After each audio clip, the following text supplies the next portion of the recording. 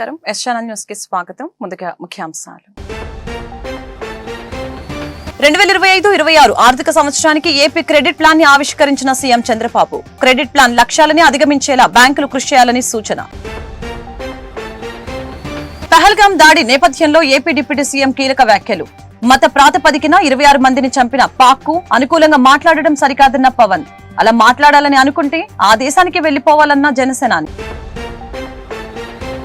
ప్రాజెక్టుల పురోగతిపై మంత్రి నిమ్మల రామానాయుడు సమీక్ష. పనులు వేగంగా పూర్తి చేయడంలో విఫలమైతే సంబంధిత ఏజెన్సీలు అధికారులపై చర్యలు తీసుకుంటామని హెచ్చరిక.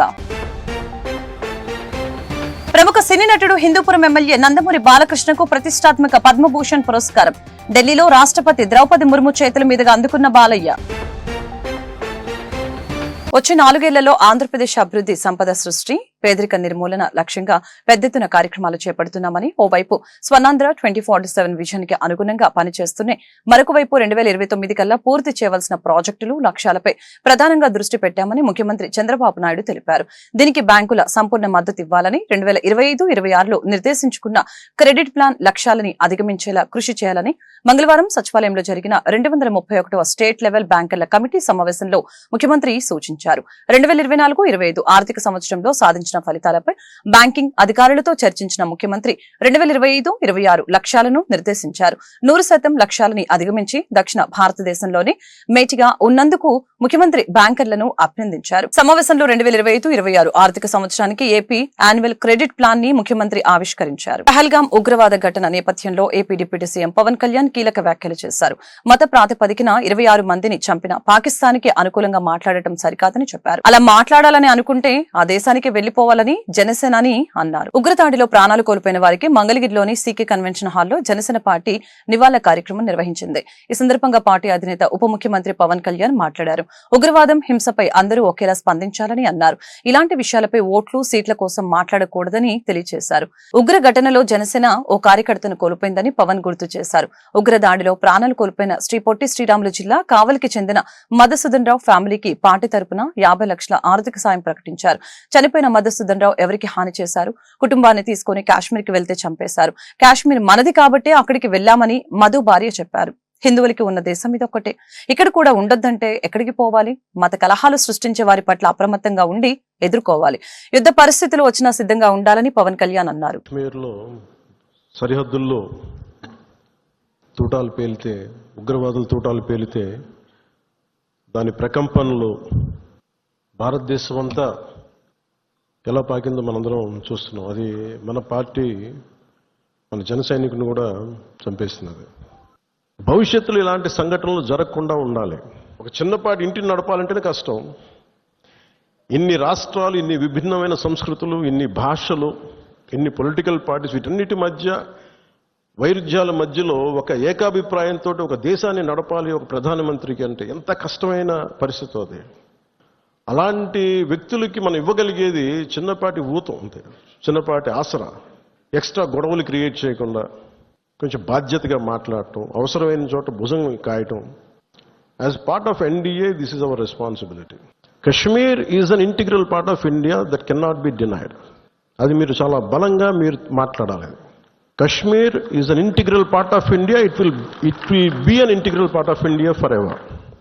ఎందుకు నేను దీన్ని ఫస్ట్ టైం, నేను ఇప్పుడు దాకా మాట్లాడిన విధానంలో కొంచెం సాఫ్ట్గా ఫస్ట్ టైం నేను ఎందుకు హిందూ టార్గెటెడ్ హిందూ, మిగతా వాళ్ళు ఇబ్బంది పడతా ఉన్నారు మాట్లాడటానికి.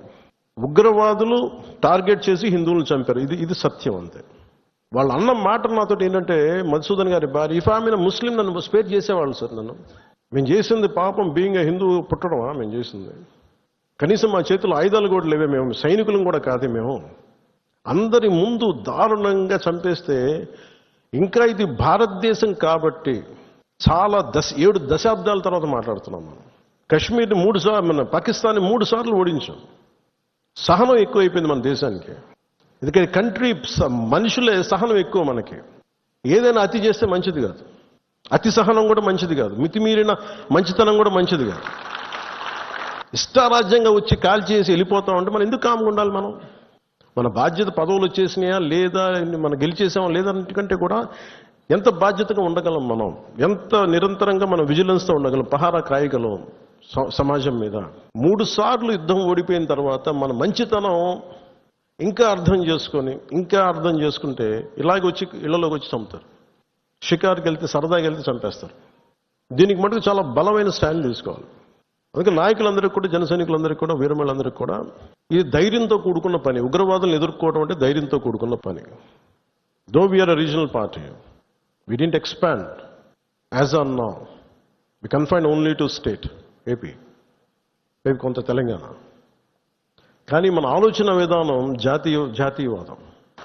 ఇది మీరు బలంగా ఉండగలిగితేనే రేపొద్దున యుద్ధ పరిస్థితులు రావచ్చు, రాకపోవచ్చు నాకు తెలియదు యాజ్ ఆన్ టుడే. బట్ కొన్ని 7 అంశాల మీద నిర్ణయాలు తీసుకున్నారు. ముందు వాటర్ ఆపారు. అంటే కొంతమంది మాట్లాడుతారు, కొంతమంది లీడర్స్ ఎంత.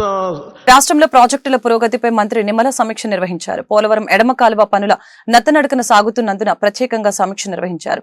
పోలవరం డయాఫ్రమ్ వాల్ 217 మీటర్ల మేర నిర్మాణం పూర్తయిందని తెలిపారు. వెలిగొండ ప్రాజెక్టులో టనెల్ 2లో బెంచింగ్, లైనింగ్ పనులు ఏప్రిల్ నెల లక్ష్యం చేరుకోవడంపై మంత్రి ఆగ్రహం వ్యక్తం చేశారు. రాష్ట్రంలోని ప్రధాన నీటి ప్రాజెక్టులపై మంత్రి నిమ్మల రామానాయుడు సోమవారం సచివాలయంలో వీడియో కాన్ఫరెన్స్ నిర్వహించారు. వెలిగొండ, పోలవరం, హందరినీవా, పోలవరం ఎడమ కాలువ పనుల పురోగతిని ఈ సందర్భంగా సమీక్షించారు. ఈ సమావేశంలో ఈఎన్సీఎం వెంకటేశ్వరరావు, సంబంధిత ప్రాజెక్టుల చీఫ్ ఇంజనీర్లు, సూపరింటెండెంట్ ఇంజనీర్లు, ఎగ్జిక్యూటివ్ ఇంజనీర్లు, నిర్మాణ ఏజెన్సీల ప్రతినిధులు పాల్గొన్నారు. పోలవరం ఎడమ కాలువ పనులు నత్తనడకన సాగుతున్నందున ప్రత్యేకంగా సమీక్ష నిర్వహించడం జరిగింది. నిర్దేశిత గడువులకి అనుగుణంగా మిషనరీ, డంపర్లు, ఎక్స్కవేటర్లు, బ్యాంచింగ్ ప్లాంట్లు, రోలర్లని తగిన సంఖ్యలో ఏర్పాట్లు చేసుకోవాలని ఈ సందర్భంగా సూచించడం జరిగింది. అలాగనే హందరినీవా, పోలవరం ఎడమ కాల్వని 2025 జూన్ నాటికి, వెలిగొండ ప్రాజెక్టుని 2026 జూన్ నాటికి పూర్తి చేయడమే లక్ష్యంగా పనిచేయాలని మంత్రి తెలిపారు.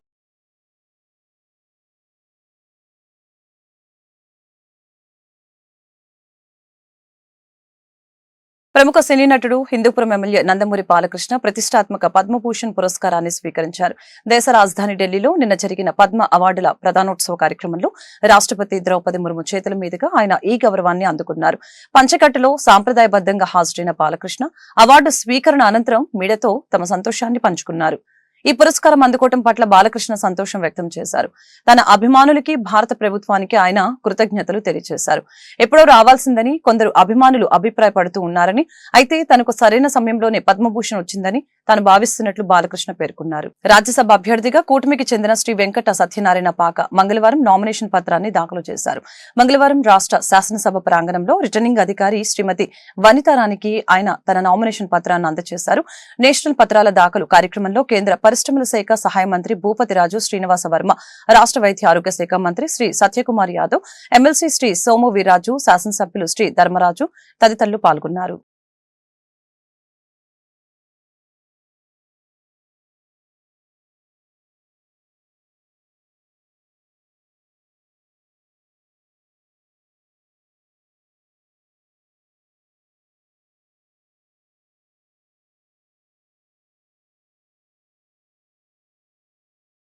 ఇచ్చిన మాట నిలబెట్టుకునే ప్రభుత్వం టీడీపీ ప్రభుత్వం అని ప్రభుత్వ విప్ శాసనసభ్యులు బోండా ఉమామేశ్వరరావు అన్నారు.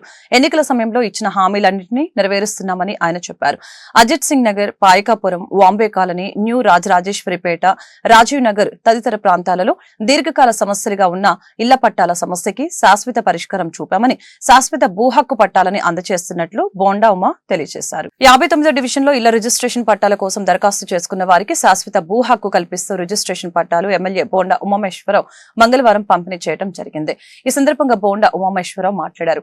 గడిచిన ఎన్నికలకు ముందు టీడీపీ ప్రభుత్వం అధికారంలోకి వచ్చిన వెంటనే ఇళ్ల రిజిస్ట్రేషన్ పట్టాలు అందజేస్తామని హామీ ఇచ్చామని, ఇచ్చిన మాట ప్రకారం వేలాది మందికి శాశ్వత భూ హక్కు కల్పిస్తూ పట్టాలు పంపిణీ చేయడం జరిగిందని తెలిపారు. టీడీపీ కూటమి ప్రభుత్వం అధికారంలోకి వచ్చిన వెంటనే పింఛన్ 4,000 రూపాయలు చేశామని, త్వరలోనే కొత్త పింఛన్లు కూడా ఇవ్వనున్నట్లు చెప్పారు. అన్నా క్యాంటీన్లు ప్రారంభించామని, మహిళా అభ్యున్నతి దిశగా పథకాలని అమలు చేసేందుకు ప్రభుత్వం రంగం సిద్ధం చేసిందని తెలియజేశారు. రానున్న కాలంలో సెంట్రల్ నియోజకవర్గ సమగ్ర అభివృద్ధి జరుగుతుందని చెప్పారు. ప్రజల కోసం పనిచేసే ఎమ్మెల్యే ఉంటే ప్రజలకు ఏ విధంగా మేలు జరుగుతుందో చేసి చూపుతామని బోండా ఉమా చెప్పారు. ఇళ్ల రిజిస్ట్రేషన్ పట్టాలు అందుకున్న లబ్ధిదారులు మాట్లాడుతూ ఇళ్ల పట్టాల కోసం ఏళ్ల తరబడి ఎదురుచూపులు చూస్తున్నామని, తమ సమస్యల్ని పరిష్కరించినందుకు ఎమ్మెల్యే బోండా ఉమాకి లబ్ధిదారులు ధన్యవాదాలు తెలిపారు. ఏదైతే ప్రజలకి వాగ్దానాలు ఇచ్చామో, ఇచ్చిన ప్రతి హామీని, ప్రతి వాగ్దానాన్ని నెరవేరుస్తూ ఈ 9 నెలల్లో సెంట్రల్ నియోజకవర్గంలో అటు అభివృద్ధి, సమస్యల పరిష్కారం, అలాగే ముఖ్యమంత్రి సహాయ నిధి అనేక రకాలుగా ప్రజలకి అందుబాటులో ఉంటూ సేవ చేస్తూ ఉన్నాం. ఇవాళ ముఖ్యంగా ఎప్పటి నుంచో అపరిష్కృతంగా ఉన్నటువంటి సమస్యలు, ఇళ్ల రిజిస్ట్రేషన్లు ఆర్ఆర్పేటలో కానీ, బాంబే కాలనీలో కానీ, సింగనగరు, రాజీవ్ నగరు, సుందరీ నగరు, శాంతి నగరు ఎన్నిటిలో కూడా పరిష్కారం దిశగా రిజిస్ట్రేషన్ చేయించాం. ఆ రిజిస్ట్రేషన్ని చేయించి వాళ్ళందరికీ కూడా పట్టాలు ఇవ్వటం వల్ల, వాళ్ళందరూ కూడా రిజిస్ట్రేషన్ కాగితాలు ఇవ్వటం వల్ల శాశ్వత పరిష్కారం, లైఫ్లో వన్ టైం సొల్యూషన్గా తీసుకొచ్చాం, అందరికీ మేలు చేసాం. అట్లాగే జీవో నెంబర్ 30తో రేపు ప్రభుత్వ స్థలాల్లో ఆక్రమించుకుని ఉన్నటువంటి వాళ్ళకు కూడా జీవో నెంబర్ 30 తీసుకొచ్చాం. ఆ 30 ఎన్యూమరేషన్ జరుగుతుంది. ఏదైతే నందమూరి నగరు, అలాగే మన గిరిపురం, సుబ్బరాజు నగరు ఎన్ని ఏరియాల్లో కూడా అవి కూడా త్వరలో రిజిస్ట్రేషన్ చేసి వాళ్ళకు కూడా పట్టాలు ఇస్తాం. ఈ ప్రభుత్వం ప్రజల కోసం నిరంతరం పనిచేస్తూ ఉంది. ఈ ఎమ్మెల్యే కార్యాలయం నిరంతరం ప్రజల కోసం పనిచేస్తూ ఉంది. మా డివిజన్ నాయకులు తీసుకొచ్చినటువంటి సమస్యలన్నింటినీ కూడా పరిష్కరిస్తూ ఉన్నాం. ఈరోజు 59వ డివిజన్లో డివిజన్ పార్టీ అధ్యక్షుడు బంగారు నాయుడు కానీ, ప్రధాన కార్యదర్శి వేల్పుల రాజేష్ కానీ, మా ఇన్ఛార్జి జాన్వల్లి కానీ ఇవాళ నిరంతరం కూడా అక్కడ పనిచేయటం వల్ల ఈ పట్టాల సమస్యని పూర్తి చేయగలిగాం. రిజిస్ట్రేషన్లు కంప్లీట్ చేసి డాక్యుమెంట్లు ఇచ్చి చాలా సంతోషంగా ఉంది. భవిష్యత్తులో కూడా వీళ్ళందరికీ అలాగే సేవ చేస్తామని తెలియజేస్తాం. నుంచి 1985 సంవత్సరం నుంచి సింగనగర్లో 59వ డివిజన్లో ఆంజనేయ స్వామి దేవాలయం నిర్వహణ చేస్తున్నాను. దేవాలయం కట్టించాను. అప్పటి నుంచి ఈ పట్టా కోసం చాలా పర్యాయములు గవర్నమెంట్ వారి చుట్టూ తిరిగాం, కానీ పరిష్కారం అవ్వలేదు. ఇప్పుడు మన ఎమ్మెల్యే గారు బోండా అమ్మగారి యొక్క సహకారంతో త్వరగా వెంటనే పరిష్కారం అయ్యి మాకు పట్టా ఇప్పించడం జరిగింది. వారిని, వారి కుటుంబాన్ని ఆంజనేయ స్వామి ఎల్లవేళలా కాపాడాలని కోరుకొనుచున్నాం. కేంద్ర సహకారంతో అమరావతి రాజధాని నిర్మాణం సాధ్యపడుతుందని విజయవాడ ఎంపీ కేశినేని శివనాథ్ పేర్కొన్నారు. మే 2న జరిగే రాజధాని ఉన్న ప్రారంభ కార్యక్రమానికి నియోజకవర్గం నుంచి 60,000 మంది ప్రజలు వెళ్లేందుకు అవసరమైన ఏర్పాట్లు చేసినట్లు తెలిపారు. పశ్చిమ నియోజకవర్గం విస్తృత స్థాయి సమావేశాన్ని భవానీపురంలోని ఒక కళ్యాణ మండపంలో సోమవారం రాత్రి నిర్వహించారు. ఈ సందర్భంగా ఎంపీ కేశినేని శివనాథ్ మాట్లాడారు. మే 2న ప్రధాని మోదీ రాష్ట్రానికి రానున్నారని, ప్రజలు స్వచ్ఛందంగా తరలి రానున్నట్లు తెలియజేశారు. నియోజకవర్గం నుంచి 60,000 మంది ప్రజలు వెళ్లేందుకు అవసరమైన ఏర్పాట్లు చేసినట్లు ఈ సందర్భంగా తెలియజేశారు. అలాగనే రాష్ట్ర పునర్నిర్మాణానికి ప్రధాని మోదీ సహకారం అందిస్తున్నారని వెల్లడించారు. గత 5 ఏళ్ల కాలంలో రాజధాని లేక రాష్ట్ర ప్రజలు ఎన్నో ఇబ్బందులు పడ్డారని తెలిపారు.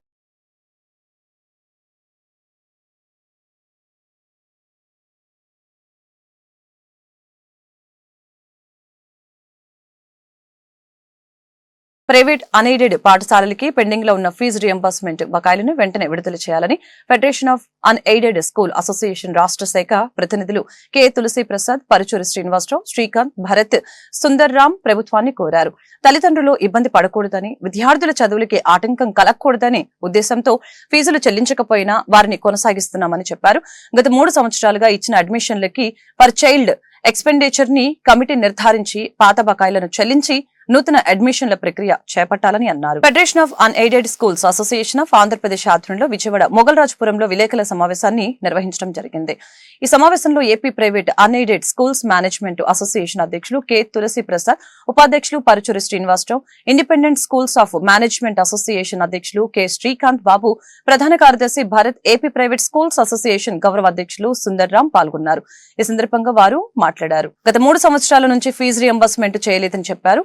2025-26 ప్రవేశాలకు సంబంధించిన జీవోని విడుదల చేశారని, అది విడుదల చేసే ముందు స్టాండర్డ్ ఆపరేషన్ ప్రొసీజర్ ఒక స్థానంలో లేకుండా రాబోయే సంవత్సరానికి ఉండవలసిన ఫీజులు నిర్ధారించకుండా ప్రవేశాల గురించి ప్రకటన చేశారని తెలిపారు. ఆర్టీఈ 12(1)కి అడ్మిషన్లకి తాము వ్యతిరేకం కాదని, గడిచిన సంవత్సరం 38,000 అడ్మిషన్లు చేశామని చెప్పారు. ఎప్పుడు పిల్లల్ని బయటికి పంపలేదు, ఇబ్బంది పెట్టలేదని, చదువు చెబుతున్నామని తెలిపారు. కానీ ఆ పిల్లలకు సంబంధించిన ఫీజు రియంబర్స్మెంట్ తమకు ఇంతవరకు చెల్లించలేదని తెలియజేశారు. గత 3 సంవత్సరాలుగా ఇచ్చిన అడ్మిషన్లకి ఫర్ చైల్డ్ ఎక్స్పెండిచర్ ని కమిటీ నిర్ధారించి పాత బకాయిలను చెల్లించి అడ్మిషన్ల ప్రక్రియ చేపట్టాలని అన్నారు.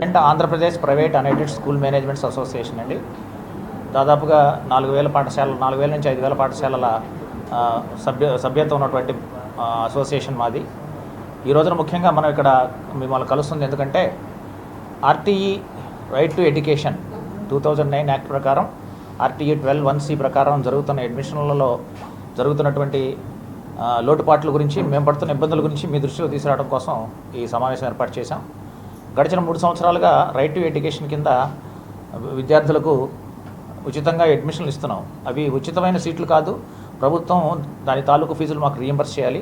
గడిచిన 3 సంవత్సరాలుగా ఈ ఫీజులు రీయింబర్స్ చేయడం జరగలేదు. అలాగే 25-26 విద్యా సంవత్సరానికి కూడా మరి ప్రవేశాలకు సంబంధించినటువంటి జీవోని రిలీజ్ చేశారు.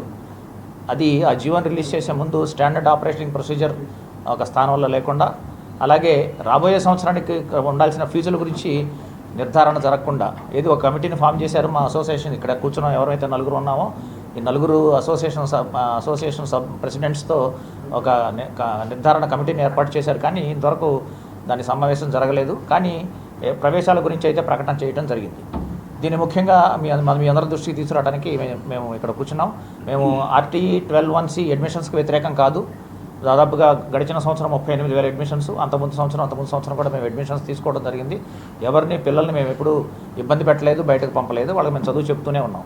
కానీ ఆ పిల్లలకు సంబంధించినటువంటి ఫీజు రీయింబర్స్మెంట్ అసోసియేషన్ ప్రెసిడెంట్ని. అంటే ఇది రాష్ట్రంలో ఉన్నటువంటి నాన్ స్టేట్ బోర్డ్ స్కూల్స్ అంటే CBSE, ICSE మరియు ఇంటర్నేషనల్ కరికులం స్కూల్స్ అందరికీ మాకు అసోసియేషన్ ఉంది.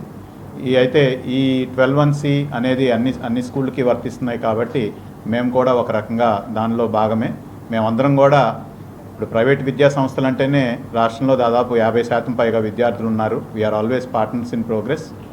అయితే ఈ కొన్ని లోపాలతోటి ఈ ప్రక్రియ జరగటం వలన మేమందరం కూడా బాధపడుతున్నాము. అది అధికారుల దృష్టికి తీసుకువెళ్ళాం, కానీ మరి కొన్ని కారణాల వలన పూర్తి స్థాయిలో వాటికి సొల్యూషన్ ఇవ్వట్లేదు. గత 2 సంవత్సరాల్లో GO 24 అని ఒకటి, దానిలో ఫీ రియంబర్స్మెంట్ ఎలా ఇవ్వాలి, అలానే ప్రొసీజర్ ఎలాంటిది అనేది ఇవ్వటం వలన దాని మీద మేము కోర్టులో దాన్ని కొట్టివేయటం జరిగింది. రూల్ ప్రకారంగా అయితే గత 2 సంవత్సరాలు జరిగిన అడ్మిషన్లు అన్నీ కూడా క్యాన్సిల్ అయిపోయినాయి. ఎందుకంటే ఆ రోజున కోర్టు కానీ గవర్నమెంట్ వారు ఇచ్చిన నోటిఫికేషన్లో కూడా అవన్నీ కూడా subject to notification off the outcome of these writ petitions అన్నారు. ఆ రిట్ పిటిషన్స్ని సెటిసైడ్, ఆ జీవోని సెటిసైడ్ చేయడం వలన అడ్మిషన్లు క్యాన్సిల్ అయినటువంటికి ఆ విద్యార్థులందరినీ మేము ఈ సంవత్సరం చివరి దాకా కూడా వాళ్ళకి పరీక్షలు పెట్టడం నలుగురితో సమానంగా చూడటం అవుతుంది. విద్యార్థుల మీద కానీ RTA 12(1)C మీద కానీ మాకు ఎటువంటి అభ్యంతరం లేదు. అయితే స్టాండర్డ్ ఆపరేటింగ్ ప్రొసీజర్ని, యాక్ట్ రూల్స్ని ఫాలో కాకపోవటం ఇది. ఈ 12(1)Cతో పాటుగా అంటే విద్యార్థికి ఇది ఉచిత ప్రవేశమే, కానీ స్కూల్ యాజమాన్యానికి ఇది ఫీ రియంబర్స్మెంట్ సీట్లు. ఇవి స్కూల్ ఫీజు కానీ ఆ రాష్ట్రము ఎంత ఖర్చు పెడుతుందో ఒక్కొక్క విద్యార్థికి, అంటే 12(1)C తర్వాత 12.2 అనేది ఉంటుందండి. దానిలో ఏం రాసి ఉంటుందంటే వెరీ క్లియర్గా ఒక రాష్ట్ర ప్రభుత్వము వాళ్ళ గవర్నమెంట్ స్కూల్స్లో చదువుతున్నటువంటి విద్యార్థుల మీద ఎంత ఖర్చు పెడుతుందో అంత ఫీజు మాకు రియంబర్స్మెంట్ ఇవ్వాలి. అది కానీ ఆ స్కూల్కి ఉన్నటువంటి ఫీజు ఏది తక్కువైతే అది ఇవ్వాలి. సో దాని మీదే మేము కూడా అడుగుతున్నాం. మీ అందరికీ తెలుసు, మీడియా మిత్రులందరికీ తెలుసు, మన రాష్ట్ర ప్రభుత్వం బడ్జెట్ స్కూల్ ఎడ్యుకేషన్ బడ్జెట్ ఈ రోజు 31,000 కోట్ల పైన ఉంది. అలానే ఒక 36 లక్షల మంది విద్యార్థులు రాష్ట్ర ప్రభుత్వం చదువుతున్నారు. సింపుల్ క్యాల్కులేషన్ వేసుకుంటే మన ప్రభుత్వము మంచిదే, ప్రభుత్వ పాఠశాలలు ఖర్చు పెట్టాలి, ఇన్ఫ్రాస్ట్రక్చర్ కావచ్చు, ఏదైనా కావచ్చు, సుమారుగా 85-88 వేల రూపాయలు ఒక్కొక్క విద్యార్థి మీద ఖర్చు పెడుతుంది. మేము అంత అడగట్లేదు, రూల్ ప్రకారంగా అంత ఇవ్వాలి. అది కానీ మా స్కూల్ ఫీజు కానీ ఏది తక్కువైతే అది ఇవ్వాలి. రూల్స్ని బ్రేక్ చేయకుండా ఉంటే, లేకపోతే ఏమవుతుందంటే అండి, మెల్లిగా అది ఆ మిగతా 75% మీద మందికి స్లోగా ఎక్కువ మంది అవుతున్నప్పుడు ఇప్పుడు 2 సంవత్సరాలుగా ఏపీ ప్రైవేట్ స్కూల్స్ అసోసియేషన్ అప్సా ప్రభుత్వాన్ని ఒకే ఒక అంశంలో మేము అభ్యర్థిస్తున్నాం. ప్రభుత్వ అధికారులు కానీ లేక రాజకీయ నాయకులు కానీ మా విజ్ఞాపన ఏంటంటే, ఇప్పటిదాకా దాదాపు 60,000 మంది విద్యార్థులకు ఫీజు రియంబర్స్మెంట్ ఇవ్వవలసి ఉంది. దయవుంచి విడుదల చేయండి. 12(1)C ప్రకారంగా సీట్లు ఇవ్వడానికి మేము వ్యతిరేకం కాదు. ప్రభుత్వం ఏ జీవో పెట్టినా సరే ఆ జీవోలని మేము చాలా ఖచ్చితంగా అమలు చేస్తున్నాం. 12(1)C ప్రకారంగా మేము సీట్లు ఇస్తాం. 25% ఫ్రీ సీట్లు ఇచ్చే మేము సిద్ధంగా ఉన్నాం. కానీ విద్యార్థికి ఎంత ఫీజు రియంబర్స్మెంట్ చేస్తారో ముందుగా చెప్పాల్సిందిగా మేము అభ్యర్థిస్తున్నాం. ఒక కమిటీ వేసి 2022లో కొంత అమౌంట్ ఇస్తామని చెప్పారు. దాని తర్వాత హఠాత్తుగా జీవో మార్చేసేసి ఇంకో జీవో ఇచ్చి 8,000 ఇస్తామని చెప్పారు. చెప్పంగానే మేము ఆ జీవో గురించి మేము independent schools management association general సెక్రటరీని, అలాగనే క్రిస్టియన్ మైనారిటీ ఇన్స్టిట్యూషన్స్ని కూడా నేను ఇక్కడ రిప్రజెంట్ చేస్తూ ఉన్నాను. మొట్టమొదటి మాట, విద్యా హక్కు చట్ట ప్రకారంగా 12(1)(c)కి మేమెవరం కూడా వ్యతిరేకం కాదు. ముఖ్యంగా మీరందరికీ తెలుసు, క్రైస్తవ విద్యా సంస్థలు అనేక మంది అణగారిన వర్గాలకి ఏ విధంగా సహాయం చేస్తూ ఉన్నాయి. అయితే మేము కన్సెషన్స్ ద్వారా, ఇతరమైనటువంటి మార్గాల ద్వారా అనేక మంది పేద విద్యార్థులకి మేము సహాయం చేస్తున్నప్పటికీ ఈ కొత్త system 12(1)(c) RT seats allotment ద్వారా ఇంకా అదనపు భారం పడుతుంది. ఎంత అదనపు భారం పడుతుందంటే, మరి ముఖ్యంగా గ్రామీణ ప్రాంతాల్లో ఉన్నటువంటి పాఠశాలల్లో శాలరీస్ ఇవ్వలేని కూడా స్థితికి వెళ్ళిపోవటం జరుగుతుందన్నమాట. దానికోసమని మేము ప్రభుత్వాన్ని అభ్యర్థించేది ఏమిటంటే, కేవలం ఆ పాఠశాలల మీద ఆర్థిక భారం లేకుండా చుట్టుపక్కల గ్రామాల్లో ఉన్నటువంటి పిల్లలందరికీ కూడా చక్కటి విద్యను అందించడానికి ప్రభుత్వం ఎటువంటి నిర్ణయం తీసుకున్నా మేమందరం సహకరించడానికి సిద్ధంగా ఉన్నాం. ఇక అలాగని ఇక్కడ ఇంకొక విషయాన్ని మీడియా మిత్రులు కూడా గమనించాలి. మన రాష్ట్ర ప్రభుత్వము అభివృద్ధి గురించి ఎంతగానో మాట్లాడుతూ ఉంది. ఎన్నో కంపెనీలు మన రాష్ట్రానికి రావాలని కోరుకుంటూ ఉన్నారు. వాటితో పాటు ముఖ్యంగా ఏ కంపెనీ వాళ్ళు ఇక్కడికి రావాలన్నా మన రాష్ట్రంలో విద్యాభివృద్ధి అనేది జరగాలి. విద్యా సంస్థలు అన్ని వర్గాల వారికి సేవ చేసే విధంగా ఉండాలి.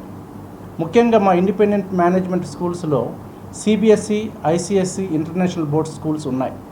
కానీ ఆ స్కూల్స్ వారు కూడా ఆర్థికంగా ఎంతో నష్టపోతూ ఉన్నారు.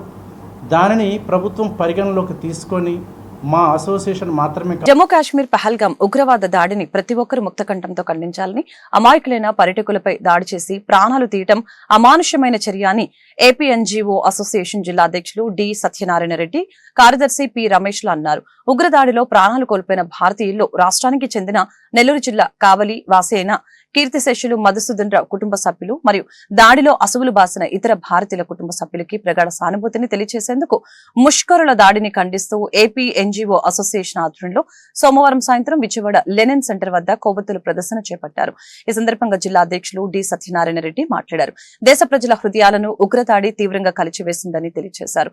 భిన్నత్వంలో ఏకత్వానికి ప్రతీక అయిన భారతీయ ప్రజల ఐక్యతను దెబ్బతీసేందుకు చేసిన ఇలాంటి దాడుల్ని ప్రతి ఒక్కరూ ఖండించాల్సిన అవసరం ఉందని తెలిపారు. ఏప్రిల్ 22వ తారీఖున 26 మంది భారతీయులందరినీ ముష్కరలో దాడి చేసి చంపడం అనేది శోచనీయము. ఇలాంటి సంఘటనలు ఇప్పుడు జరగకూడదని చెప్పి మన వెస్ట్ కృష్ణా తరఫున కోరుకుంటున్నాము. వాళ్ళ బంధువులు, వాళ్ళ భార్యలు, భర్తలు ఎంత బాధపడుతున్నారంటే, మన భారతీయులందరూ మనం కూడా ఎంతో వాళ్ళ బాధను అర్థం చేసుకుని వాళ్ళ సంఘీభావం మనం ప్రదర్శించాలని చెప్పి వెస్ట్ కృష్ణా తరఫున మేము కోరుకుంటున్నాం. ఈరోజు Satyanarayana Reddy, west Krishna NGOs president, Ramesh జిల్లా కార్యదర్శి, ఏపీ ఎన్జిఓస్ వెస్ట్ కృష్ణ. మరి వాళ్ళ పహల్గాంలో జరిగినటువంటి దాడిని భారతదేశం మీద జరిగిన దాడిగా మేము పరిగణిస్తున్నాం. మరి ఎప్పుడైతే ఇంతకుముందు ఇలాగే ఉగ్రవాదుల చర్యలకి భారతదేశం చాలా క్విక్గా యాక్షన్ తీసుకొని సర్జికల్ స్ట్రైక్ చేసి పీఓకేలో ఉన్నటువంటి ఉగ్రవాద శిక్షణా కేంద్రాలన్నింటిని కూడా ఎతికి వాళ్ళని ఒక గంటల అవర్స్ లెక్కలో కొట్టేసి అవతల పడేశారు. ఇవాళ వాళ్ళని ఇంకా ఎగదోస్తున్నటువంటి, ఉగ్రవాదాన్ని పెంచి పోషిస్తున్నటువంటి, ఉగ్రవాదాలకు శిక్షణ ఇస్తున్నటువంటి శిక్షణా కేంద్రాలు పీఓకేలో ఉన్నాయి. కాబట్టి ఎట్టి పరిస్థితుల్లో సర్జికల్ స్ట్రైక్ కంటే కూడా పెద్ద నిర్ణయం తీసుకొని వాళ్ళందరినీ పీల్చమనవలసిన టైము ఇప్పుడు వచ్చింది. ఈ విషయంలో భారతదేశం అంతా కూడా ఏకతాటి మీద నిలబడి ఉన్నది. అలాగే పుల్వామా మృతులకి వాళ్ళ కుటుంబ సభ్యులు కూడా మేము ప్రగాఢ సానుభూతి తెలియజేస్తున్నాం. అలాగే కాశ్మీర్కి వచ్చేటువంటి ఎవరైతే యాత్రికులు ఉన్నారో వాళ్ళ యొక్క భద్రతా చర్యలు చూసుకోవాల్సిన పరిస్థితి కూడా అక్కడ ఉన్న గవర్నమెంట్ మీద ఉంది. కాబట్టి ఆ గవర్నమెంటు, అలాగే సెంట్రల్ గవర్నమెంట్ ఫోర్సులన్నీ కూడా ఒక అవగాహనతోటి ఈ కార్యక్రమాన్ని విజయవంతం చేయాలి. అలాగే ఇదివరకు టెర్రరిస్టులను పట్టుకోవడం, విచారణ చేయడం ఉండేవి. ఇప్పుడు అలా లేదు. కాశ్మీర్లో ఎవడైతే ఉగ్రవాది బయటకు వస్తే కాల్చి చంపేయడమే. కాబట్టి అదే సరైన నిర్ణయం. కాబట్టి ఉగ్రవాదుల తండాలకు ఇచ్చేటువంటి ఈ శిక్షణా శిబిరాలన్నింటినీ కూడా పీవేకేలో ఎప్పుడైతే క్లియర్ చేస్తామో, పీవేకేను ఎప్పుడైతే మనం హ్యాండ్ ఓవర్ చేసుకుంటామో ఈ ఉగ్రవాద తండాలు అప్పుడే తగ్గుతాయి. కాబట్టి దీని దిశగా సెంట్రల్ గవర్నమెంట్ కూడా యాక్షన్ తీసుకోవాలని, ఈ విషయంలో భారతదేశం అంతా కూడా ఒకే మాట మీద ఉందని చెప్పి AP NGOs association west Krishna తరఫున ఆ మృతులకి మరొకసారి మా సంతాపం తెలియజేసుకుంటూ దీన్ని ఛాలెంజ్గా తీసుకోవాలి. మనకు ఒక టైం వచ్చింది, దీన్ని ఆసరా తీసుకొని. ఏపీ ఎన్జిఓస్ అసోసియేషన్ విజయవాడ నగర శాఖ అధ్యక్షుడు. కాశ్మీర్, అందాల కాశ్మీర్లో, ప్రశాంతమైన కాశ్మీరంలో భారతదేశ ప్రజల మీద అక్కడ జరిగిన దాడిని తీవ్రంగా ఖండిస్తున్నాం. భవిష్యత్తులో ఇలాంటివి జరగకుండా ఉండే విధంగా భారత ప్రభుత్వం కావచ్చు, కాశ్మీర్ ప్రభుత్వం కావచ్చు చర్యలు తీసుకోవాల్సిందిగా కోరుతున్నాం.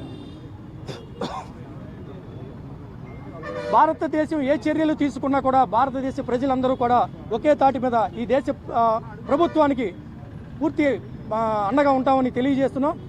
ఈ పరిస్థితుల్లో కాశ్మీర్లో జరిగే ప్రతి కార్యక్రమానికి కూడా అక్కడ ప్రభుత్వం, భారత ప్రభుత్వం రెండు కలిపి సమన్వయంతో బయటికి వెళ్లాలని కోరుకుంటున్నాం. మే 20వ తేదీన దేశవ్యాప్త సమ్మెను జయప్రదం చేయాలని భారత విప్లవ కమ్యూనిస్టు పార్టీ రాష్ట్ర కమిటీ పిలుపునిచ్చింది. బీజేపీ దాని మిత్రపక్షాలు అనుసరిస్తున్న ఫాసిస్టు పెట్టుబడిదారి విధానాన్ని వ్యతిరేకించాలని రాష్ట్ర పార్టీ కార్యదర్శి రంబాల సతీష్ కోరారు. భారత విప్లవ కమ్యూనిస్టు పార్టీ ఆర్సీపీఐ ఆధ్వర్యంలో విజయవాడ ప్రెస్ క్లబ్ నందు ఆ పార్టీ సభ్యులు ప్రెస్ మీట్ నిర్వహించడం జరిగింది.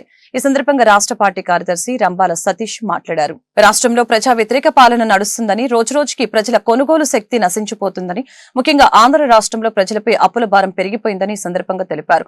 ఈ తరుణంలో ఎన్డీఏ కూటమి ప్రభుత్వం ప్రజల ఆర్థిక స్థితిగతుల్ని మెరుగుపరిచే విధానాలని అవలంబించకుండా కేవలం బీజేపీ దాని ఫాసిస్ట్ పెట్టుబడిదారులకు అనుకూలంగా అనుసరిస్తున్న విధానాలని తిప్పికొట్టకపోతే రానున్న రోజుల్లో ఆంధ్రప్రదేశ్ ప్రజలు మరింత దుర్భర స్థితిని ఎదుర్కొనే పరిస్థితి ఉందని ఈ సందర్భంగా తెలియజేశారు. వక్ఫ్ బోర్డు సవరణ బిల్లుని ఉపసంహరించుకోవాలని, ఆంధ్రప్రదేశ్ కి ప్రత్యేక హోదా ఇవ్వాలని, 4 లేబర్ కోడ్లని రద్దు చేయాలని, రైతులకి గిట్టుబాటు ధర కల్పించాలని, నూతన విద్యా విధానాన్ని రద్దు చేయాలని, ఎన్డీఏ ప్రభుత్వం ఇచ్చిన ఎన్నికల హామీలన్నీ నెరవేర్చాలని తదితర డిమాండ్ల సాధనకి దేశవ్యాప్తంగా జరిగే సమ్మెలో మే 20వ తేదీన కార్మికులు, రైతులు, విద్యార్థులు, మహిళలు మరియు దోపిడీకి గురవుతున్న అన్ని వర్గాల ప్రజలు ఈ సమ్మెలో పాల్గొని జయప్రదం చేయాలని ఈ సందర్భంగా కోరటం జరిగింది.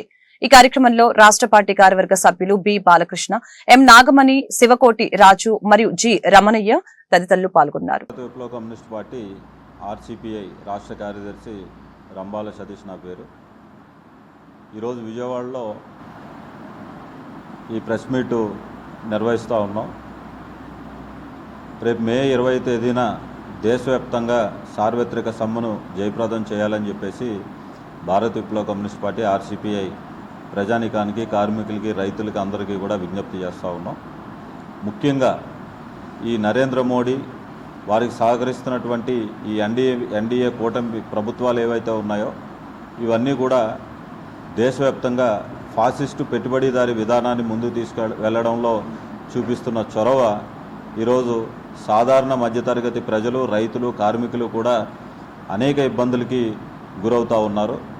ఈరోజు దేశంలో, రాష్ట్రంలో ప్రజల యొక్క కొనుగోలు శక్తి రోజురోజుకి దిగజారిపోయేటువంటి పరిస్థితిలో ఈరోజు పాలన కొనసాగుతూ ఉన్నది.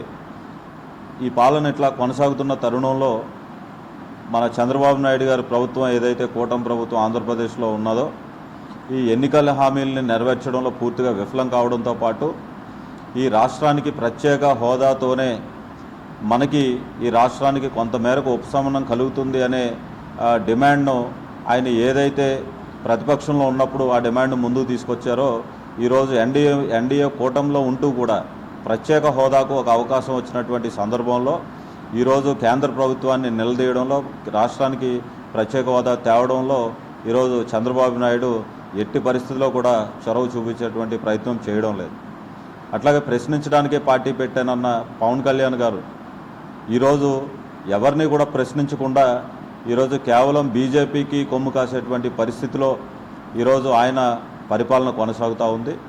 ఆయన ఒకటే చెప్పాడు పవన్ కళ్యాణ్ గారు, ఆనాడు విజయవాడలో వరదలు వచ్చి ముంపుకు గురవుతే ఆనాడు తీవ్రంగా రైతాంగం నష్టపోయేటువంటి పరిస్థితిలో రైతులందరూ కూడా నష్టపరిహారం ఇవ్వాలని చెప్పేసి పెద్ద ఎత్తున డిమాండ్ చేస్తున్న సందర్భంలో ఈ విషయాన్ని పక్కదోవ పట్టించడానికి తిరుమల లడ్డూని ఈరోజు ఆనాడు ప్రజల దృష్టిని, మీడియా దృష్టిని అంతా కూడా మరల్చి ఈరోజు రాష్ట్ర ప్రజానీకానికి ద్రోహం చేసేటువంటి పరిస్థితి ఈరోజు పవన్ కళ్యాణ్ తీసుకొచ్చేటువంటి పరిస్థితిలో ఉంది.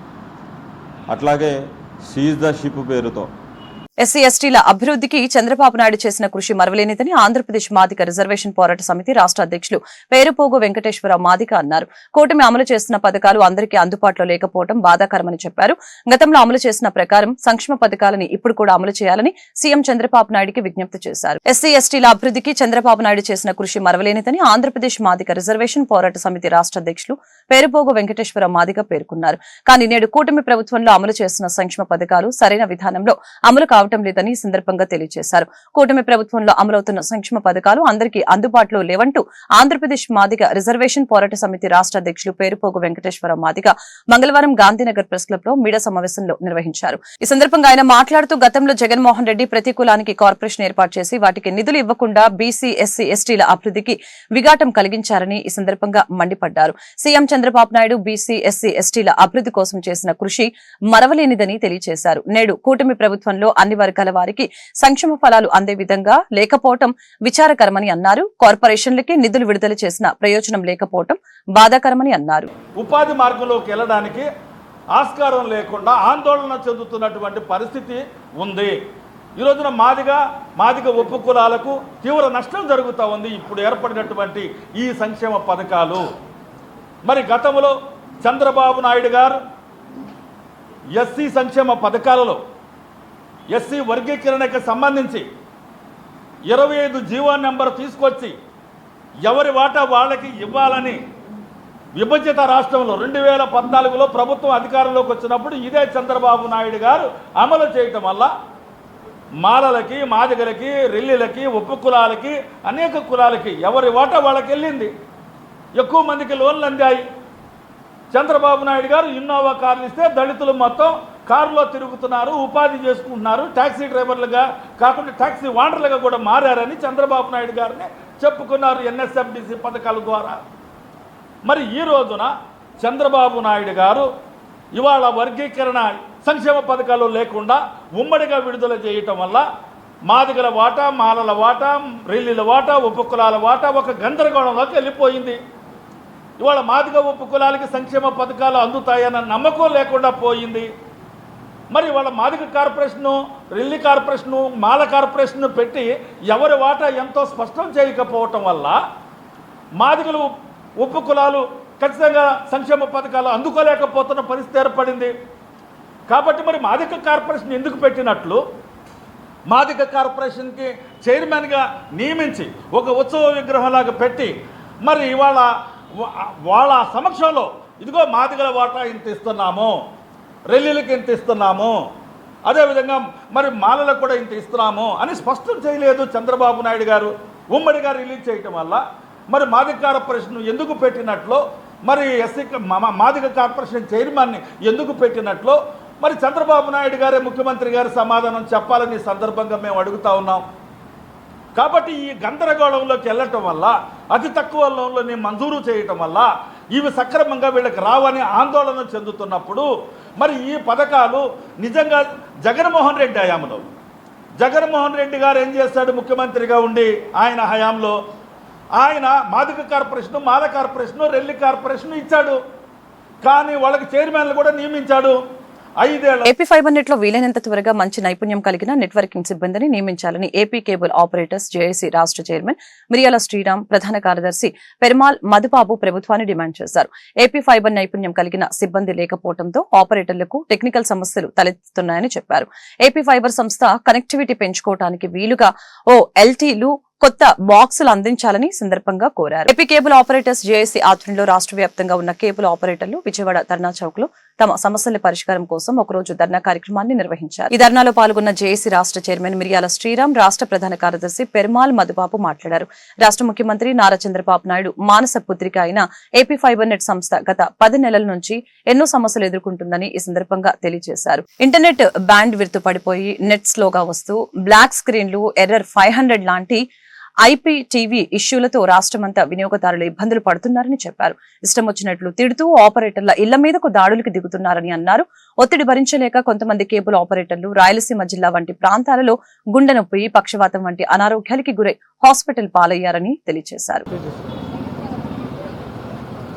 నా పేరు పెరుమాల్ మధుబాబు, జేఏసీ రాష్ట్ర ప్రధాన కార్యదర్శి. మేము ఒకటే చెప్తున్నామండి, ఈరోజు ఈ దీక్ష చాలామంది అనుకుంటారు ఏదో ప్రభుత్వం మీద వ్యతిరేకం. మేము ప్రభుత్వం మీద వ్యతిరేకత కాదు. మేము చంద్రబాబు నాయుడు గారికి దీక్ష వల్ల ఎందుకు మేము విన్నవించుకునడం జరుగుతుందంటే, మా విన్నపము ఏపీ ఫైబర్కి చంద్రబాబు నాయుడు గారు దృష్టి పెడితే ఇది మహాదర్శ అవుతుంది. ఎందరో మందికి ఉపాధి కల్పిస్తుందని మేము చెప్తున్నాము. 2016లో ఏదైతే ఏపీ ఫైబర్ని సృష్టించారో చంద్రబాబు నాయుడు గారు, చాలామంది ఉపాధి లేక నిరుద్యోగులు కానీ వీళ్ళందరూ ఒక ఆదర్శంగా తీసుకొని బాబు గారు మానస పుత్రిక అంటున్నారు, మనకు ఒక ఉపాధి కలుగుతుందనే ఒక దృక్పథంతో, ఒక అవకాశంతో ఆ రోజు 10 లక్షల పైన కనెక్షన్లు టకాని వేయడం జరిగింది. సవ్యంగా జరుగుతూ ఉన్నింది. మా టైం బాగాలేక గత ప్రభుత్వం చంద్రబాబు నాయుడు ప్రభుత్వం తర్వాత జగన్ ప్రభుత్వం వచ్చినాక దాన్ని అన్నా క్యాంటీన్ లాగా మూసేవాళ్ళని, చంద్రబాబు నాయుడు మానస పుత్రిక అన్నారని దాని మీద కక్ష కట్టుకొని ఆ రోజుల్లో మా మీద దౌర్జన్యంగా డబ్బులు వసూలు చేసి చాలా హింసించారు. కానీ తట్టుకున్నాం. ఎందుకంటే మళ్ళీ చంద్రబాబు నాయుడు ప్రభుత్వం వస్తే మనకు మంచి రోజులు వస్తుందని అన్నీ తట్టుకొని మేము బాధలు భరించి మా దగ్గర వసూలు చేసిన డబ్బులన్నీ తినేసినా కానీ మేము తట్టుకొని నిలబడి ఈరోజు చంద్రబాబు నాయుడు గారి ప్రభుత్వం వస్తే అప్పుడు ఉన్న ఉద్యోగస్తులు కానీ దాంట్లో టెక్నీషియన్ పరంగా కానీ ఇప్పుడు వాళ్ళ ఉద్యోగాలు పోతాయని ఈరోజు రాయలసీమకు చెందిన చంద్రబాబు నాయుడు గారు కుప్పంలో ఉన్నారు. ఈరోజు టెక్నికల్ పరంగా ఎక్కువ రాయలసీమలో వైర్లు కట్ చేసి మా కడుపు కొడుతున్నారని కూడా మేము తెలియజేసుకుంటున్నాం. అప్పుడు దౌర్జన్యంగా వసూలు చేశారు. ప్రభుత్వం పోయినాక ఈరోజు రాయలసీమలో 5 జిల్లాలకి మా కడుపు కొడుతున్నారు. బాబు గారు దృష్టి పెట్టండి, ఇది మీ మానస పుత్రిక. దీని మీద ఆధారపడిన కొన్ని వేలాది మంది మేము ఆపరేటర్లు ఉన్నాం. మా జీవనోపాధి, మా కుటుంబాలు దీని మీద ఆధారపడి ఉన్నాయి. మేము 5 ఏళ్ళు బాధలు పడిలా లాక్కొని వచ్చాం మీ మానస పుత్రికని. ఈరోజు అధికారం వచ్చి నాకు మీ చేతిలో పెడుతున్నాము సార్. ఇంకన్నా దృష్టి పెట్టి ఈ ఏపీ ఫైబర్ మీ మానస పుత్రికని అభివృద్ధి చేయండి సార్. అధికారుల మాట కాదు, మా వర్షనేనండి. మా అధ్యక్షులు చెప్పినట్టు మీరు తిసప కమిటీలో. నా పేరు మిరియాల శ్రీరాము, మా జేఐటీ జాయింట్ యాక్షన్ కమిటీ చైర్మన్గా ఉన్నాను.